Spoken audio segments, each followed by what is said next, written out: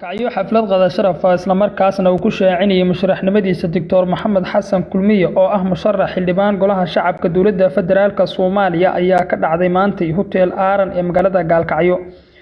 Aqadada kadib xildhibaanka ayaa hoolka hotelka kula hadlay boqolaal bulshadii soo ajiibtay xafladda waxaana uu sheegay inuu daanka 11aad oo dhawaan la soo dooran doono waxaana sidoo kale ka codsaday inay ugu duceeyaan xilkaasi haddii Allah uu u dooro. waxgarad waayeel dhalinyaro haween ganacsato iyo dhammaan bulshada qaybaheeda kala duwan oo xafladani ka hadlay ayaa dhammaantood waxay u sheegeen inay ku garab taagan yihiin isla markaasna waxay ku bogaadiyeen xilka uu isku soo sharaxay waxayna sheegeen Maxamed Xasan Kulmiye in uu yahay shakhsi muhiim u ah reer Puntland iyo waliba guud ahaan Soomaaliya. waxaana hadaladoodii kamid ahaa Maxamed Xasan dowladda wuxuu socdaa waa musharax dowladda dhexe oo xildhibaan qodobka koowaad horta waxaan leeyahay dhacaanku halkan uu siiyay waa albari waalidiintiisna Allah ka sawaabsho asaguna wuxuu ku doonayo khayr Allah siiyo inta waa indu Maxamed Xasan waa nin dhalinyaro ah waa nin hadda dhalinyarada hadda soo baxday oo mutacalimiinta koow ka ah وانا هودي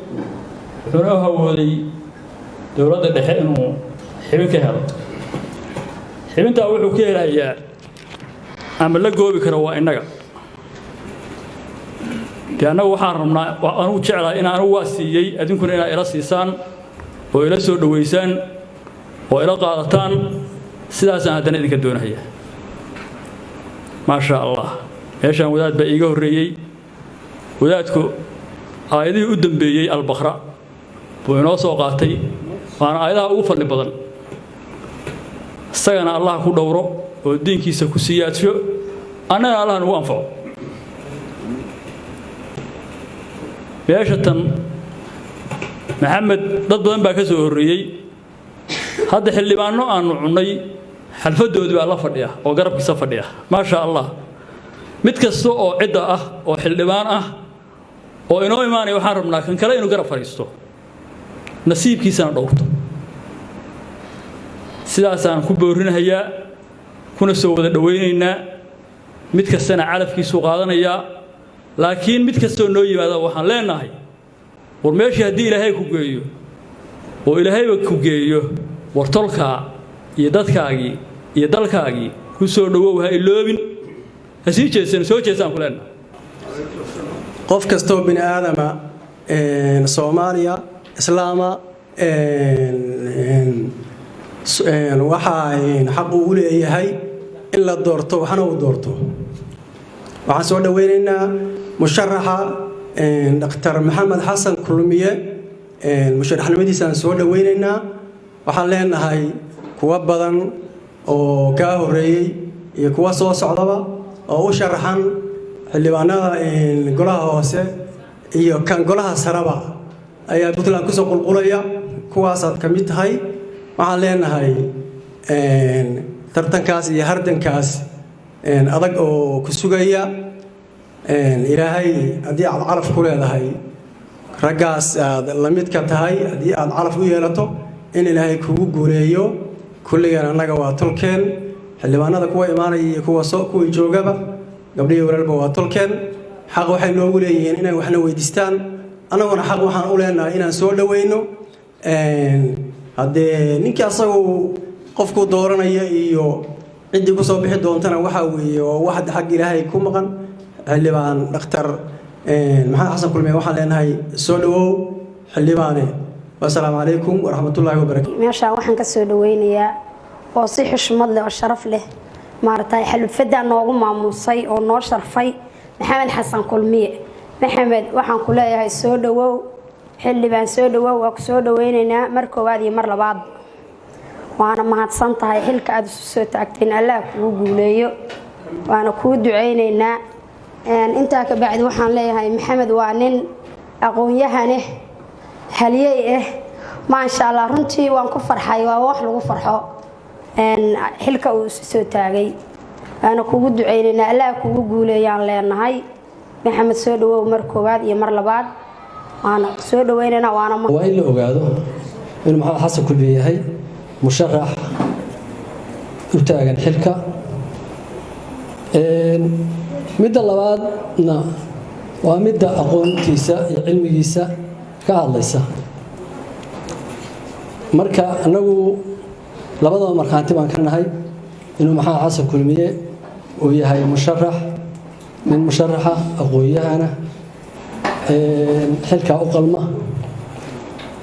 inuu yahay nin dhalinyaro oo nadiif ah oo haddeer aan dadka dhibta badan ama wax lagu tuhmaya xagga tolka ahayn, inuu yahay nin dhalinyaro oo nadiif oo tolkiis hadda nadiif u ah, aqoontii iyo nadiifnimadii iyo dhalinyaradii isku haysta. marka maxamed xasanow annagu cod ma hayno oo meesha tegi mayno,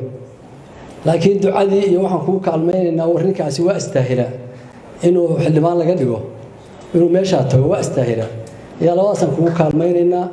insha allahu bilkariim, waana say tahay xaqiiqdii. marka maxamed xasan ku soo dhawow. haddii ay sheeko dhabla ahayd kaftan iyo haddii ay ahayd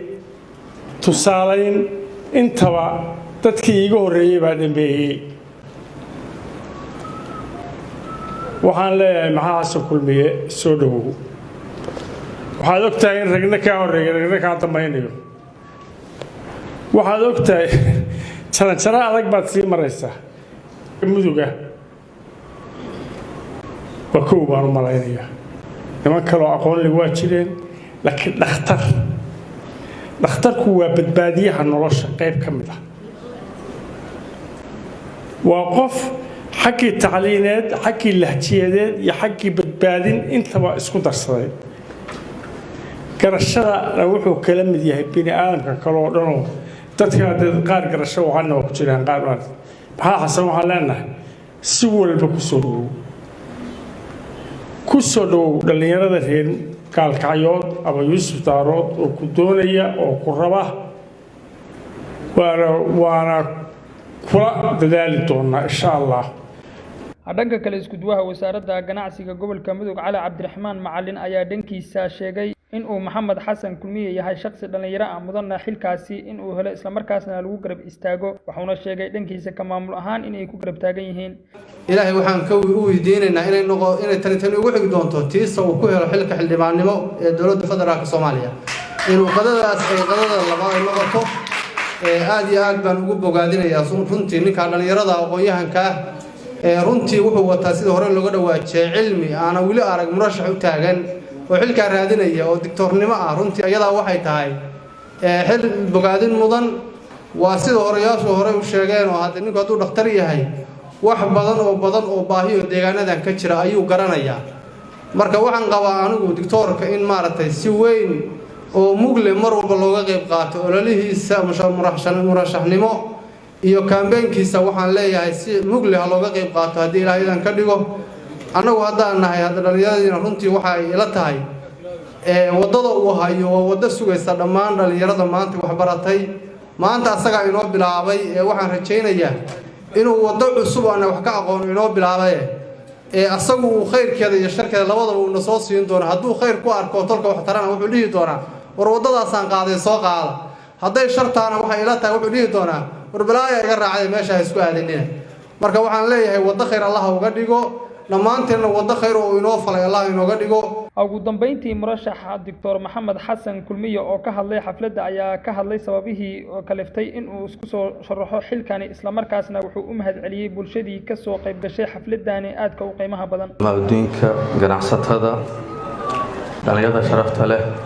gabdhaha qurxoon ee agteeda ka muuqanaya. assalaamu calaykum waraxmatullaahi wabarakaatu. بعد السلام waxaan jeclaa waxay ogolaataan inaan idinkaga mahadceliyo ka soo qaybgalkiina kulanka iyo waqtiga aad u soo horteen waad ku masantiin. intaa kadib waxaan isleeyahay sida boorka ka arkaysaan kulankeenu maanta wuxuu daaran yahay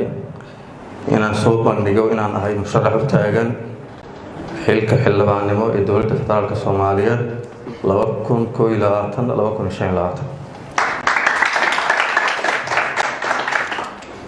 sidaa oo kale waxaan jeclahay intaan hadalka sii gudagelin inaan si kooban taariikh nololeedkayga idin dulmaro iyo ugu horeyn waxaan dhashay 8-maadkii waxaan ku dhashay gobolka Gado magaalada Luuq waxaa dhici karta qaybta inay istiraadaan dadka reer mudugga wax laabo marka nin xagga iyo Gado ka yimid meesha waxba ka helayo marka gobolka idan ku dhashay waxbarashada fasalka labaad waxaan ka bilaabay magaalada Gaalkacyo iskuulka Cabdullaahi bin Cabbaas ee Garsoor intiina taqaan ilaa fasalka 7aad ayaan ku gaaray Gaalkacyo kadibna Boosaasan u wareegay oo fasalkii 8aad ilaa fasalkii Form 4 Al-Nawawi School Boosaasan ahaa waxbarashada jaamacadeed dalka Suudaan baan ahaa qaybta caafimaadka oo General Doctor baan ahay jaamacadda Zaim al-Azhar Suudaan luqadaha carabi ingiriis ayaan ku hadlayo qoraa akhriyaa kuna hadlaa inta kadib sababta keentay inaan maanta isku soo taago xilka markaan arkay habaca dowladnimada soo gaaray iyo howsha faraha badan ee looga baahan yahay dowlad dhiska Soomaaliya kadib markaan arkay howlaha xubin baarlamaan looga baahnaa oo la dayacay sida sameynta habraacyada dhamaystirka dastuurka hagidda iyo sixidda golaha fulinta sixidda qaladaadka dowladda iyo guud ahaan jihaynta dadka iyo dalka markaan arkay hodannimada dalkeenna iyo kheyraadka faraha badan ee aan looga faa'iideysan sida saxda ahayd markaan arkay habfikirka xilaldoonka Soomaaliyeed oo ay u qabaan in siyaasadda ay tahay meel laga shaqeysto oo aysan aaminsaneyn inay tahay ammaano adduun iyo aakhiraba la isweydiin doono Soomaalida waxay ku maamahdaa ama tiraahdaa xillinkii gartuu dhibaa qolyaha noocaas inaysan garan mas'uuliyadda intaas laga ayaan dareemayaa taas waa mid guud